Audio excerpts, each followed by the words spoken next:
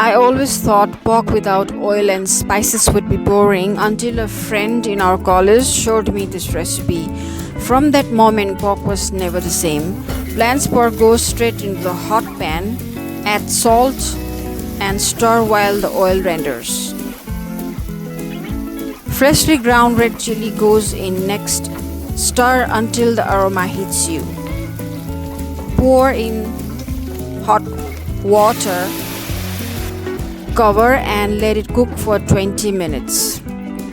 Meanwhile, dry roast the bamboo shoots until slightly crispy. Add them to the pork, stir and cover again for 20 minutes.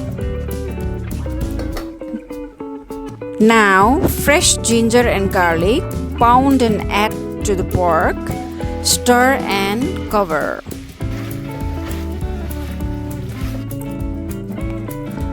Roast schezwan pepper, pound it and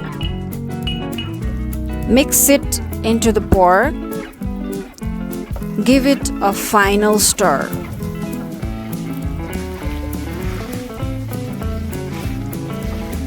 Fry for a few more minutes, scoop it out, plate it, and there you have it.